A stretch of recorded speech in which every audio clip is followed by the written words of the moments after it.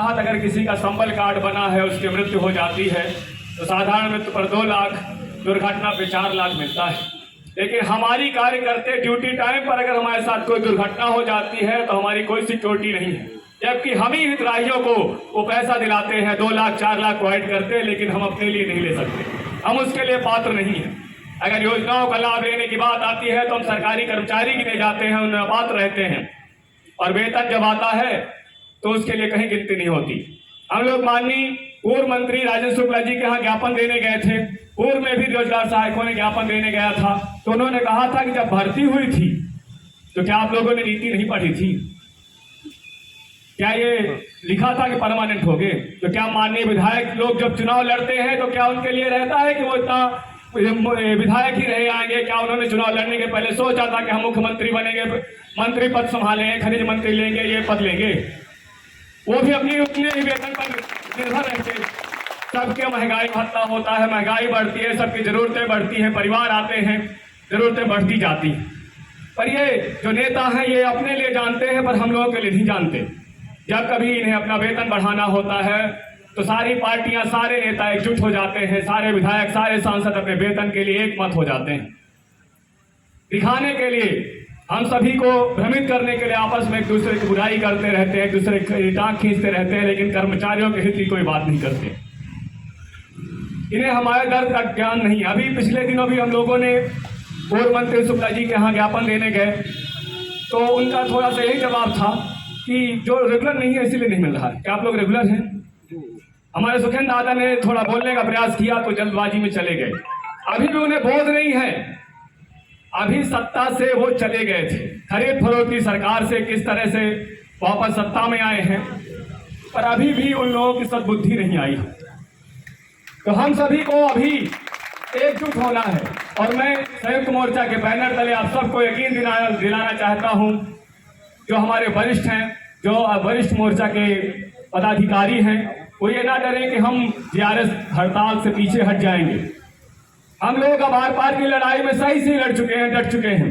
सचिव साथियों, जीआरएस अंत तक रहेंगे। आप लोग अपना अपना देखिए, आप लोग अडिग रहिए, हम लोग अब हिलने वाले नहीं हैं। रोजगार सहायक संगठन रीवा जनपद के कई सारे साथी हमसे पूछा करते थे कि हड़ताल हो रही है, पर बिना निर्णय के, बिना किसी आदेश के हड़ताल समाप्त हो जाती है, हमें पंडाल में बुला रहे हैं, हम क्या बैठे यहाँ पे। बहुत सारे लोग जब शुरुआती दौर पे 22 तारीख से शुरू हुआ, हमसे बात हुई, हम पूछते थे कि आप लोग नहीं आते, तो कहा जाता था कि हड़ताल तो कई बार हुई है पर नतीजा तक नहीं पहुंची, नतीजे से पहले ही हट जाते हैं। हम जब भी हमारे प्रदेश के पदाधिकारियों से बात होती है तो हम यही कहते हैं कि चाहे अब जो हो जाए, अब हमें पीछे नहीं हटिएगा, आप हड़ताल वापस न लीजिएगा, नहीं तो यही होगा जैसे विश्वेंद्र सर ने कहा था कि अगर कोई भी नेता, प्रदेश अध्यक्ष, जिला अध्यक्ष, संभाग अध्यक्ष ये घोषणा करता है कि हम बिना नतीजा के वापस आते हैं, तो हम उस अध्यक्ष को ही बदल देना उचित समझें। लेकिन हमें अब इस हड़ताल से वापस नहीं आना है। आप लोग डरे नहीं, हम लोगों को सरकार नहीं निकाल सकती। अगर आदेश निकालती है कि हमारी सेवा समाप्त करते हैं, नई भर्ती करते हैं, तो हम भी देखना चाहते हैं कि कौन ऐसे हैं जो इतने कम वेतन पे काम कर सकते हैं। कोई भी नया व्यक्ति आएगा, उसको भी ट्रेनिंग होगी, प्रशिक्षण होगा, उसका भी परिवार होगा, उसके भी खर्चे होंगे। हमें नहीं लगता कि कोई भी काम कर पाएगा, पर करता है तो सरकार करा ले। आज से करीब 16-17 साल पहले की बात है, हम लोग ज्यादा इस राजनीति के बारे में नहीं जानते थे, पर थोड़ा थोड़ा बोध है कि दिग्विजय सिंह जी की सरकार थी और उन्होंने दैनिक वेतन भोगी, लगभग 16,000 दैनिक वेतन भोगी थे, उन्हें बाहर कर दिया था, थोड़ा बहुत दे लेके कि आप लोग रिटायर हो रहे थे, आपको बाहर किया जाता था। और भाजपा की सरकार, उमा भारती जी ने अपने घोषणा में कहा था कि दैनिक हमारी सरकार आएगी तो हम इन दैनिक वेतन भोगियों को रेगुलर करेंगे। तो उस 16,000 दैनिक वेतन भोगियों को निकालने के बाद दिग्गी राजा सत्ता को तरस गए हैं। अगर हमें सरकार निकालती है तो डरे नहीं, हम सरकार ही बदल देंगे।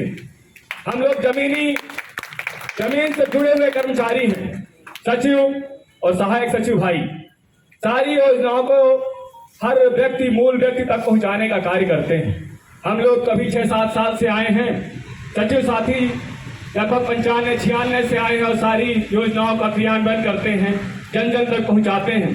तो उनमें ये ताकत है कि सरकार के खिलाफ जन अभियान एक आंदोलन का रूप ले सकती है। यह हड़ताल हर व्यक्ति, हर सचिव साथी, हर सहायक सचिव साथियों के साथ कम से कम 100 लोग होंगे। हम लोग यहाँ बैनर तले रोज भाषण दें, इससे बेहतर, हालांकि मैं सलाह देने लायक नहीं हूँ, हमसे वरिष्ठ पदाधिकारी हैं, संयुक्त मोर्चा में वरिष्ठ लोग हैं, और फिर भी मैं आप लोगों से कहना चाहता हूँ कि हम लोगों को अब इस अभियान को जन अभियान बनाना चाहिए। हमें अपने गांव में भी ये प्रचार करना चाहिए, गांव के लोगों को भी बताना चाहिए, हितग्राहियों को भी बताना चाहिए कि ये जो तुम लोग काम रुके हुए हैं तो क्यों रुके हुए हैं, हम लोगों के साथ क्या शोषण हो रहा है, हम लोगों के साथ क्या परेशानियां हो रही, क्या काम करने में दिक्कत हो रही है।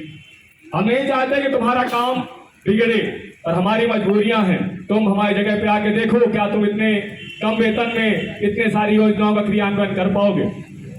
इनके लोग रोज हमें फोन करते हैं, करीब 30-40 फोन रोज आते हैं कि भैया हमारी समग्र आईडी बना दीजिए, एडमिशन प्रभावित है, मेरे घर का जियो टैग करना है, मेरे मास्टर का पैसा नहीं आया है, मेरी पेंशन बंद है। इस तरह रोज फोन आते हैं। तो हम आप लोगों से चाहते हैं कि आप लोग हमें आदेशित करें, बताएं कि क्या हम उन लोगों को बता सकते हैं कि अब आप इसका आंदोलन लें, जो भी आप सीएम साहब तक हमारी बात पहुंचाना चाहें, चाहे वो सीएम हेल्पलाइन का सहारा हो, लेटर का सहारा हो, ईमेल का सहारा हो, किस भी सहारे से हो, मुख्यमंत्री तक हमारी बात पहुंचनी चाहिए। ये सारे संगठन आखिर क्यों बैठे हुए हैं, क्या इनकी मजबूरियां हैं। हम सभी को जमीन से आके अपने गाँव में, अपनी पंचायतों से अपने हितग्राहियों को बुलाना चाहिए कि अब हम इस पंडाल पे लाएं और सरकार के खिलाफ इसे जन आंदोलन बना दें। हमारे पास वो ताकत है कि हम चाहें तो सरकार बदल सकते हैं। जिस तरह से हम शासन की योजनाओं को जन जन तक पहुंचाकर शासन की नीतियों के बारे में उनका प्रचार करते हैं, उसी तरह उनकी गलत नीतियों का भी प्रचार करके उन्हें उस सत्ता से उतार सकने का मादा रखते हैं। हम सभी संयुक्त मोर्चा के पदाधिकारियों से वादा करते हैं कि हम अब आर पार की लड़ाई में अंत तक डटे रहेंगे। क्या होगा, हमें 9,000 रुपए की नौकरी से निकाल दिया जाए तो निकाल दिया जाए, क्योंकि अगर अब नहीं होगा तो कभी नहीं होगा। हम लोग हमेशा हड़ताल किए हैं, बहुत सारे संगठन, हम लोग भी 4-6 साल से कई बार हड़ताल कर चुके हैं और बेनतीजा रहे हैं। बेनतीजा रहने का कारण यही है कि सारे संयुक्त मोर्चे पे हम लोग नहीं आ पाए थे। आज हमारे पास सुनहरा मौका है कि हम लोग इस संयुक्त मोर्चा के बैनर तले इकट्ठे हैं। जैसे कभी हड़ताल होती थी तो सरकार हमेशा शोषण करती थी, फूट डालती थी, किसी को प्रभार दे देती थी। तो अब हम भी देखना चाहते हैं कि जब 17 संगठन इकट्ठा होके यहाँ बैठे हुए हैं तो प्रभार भी देंगे तो किसको देंगे, किससे कराएंगे। जब हम रात दिन मर के काम कर नहीं पाते हैं तो क्या ये 9 पीसीओ से करा पाएंगे।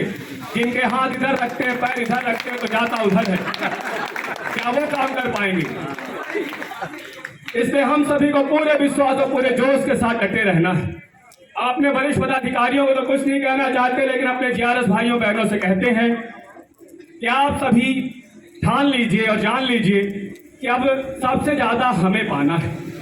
हमारे सचिव साथी लगभग 50-55 साल के हो चुके हैं, वो पा चुके हैं, बहुत कुछ पा चुके हैं, और वो 5-6 साल अब उनकी नौकरी बची हुई है।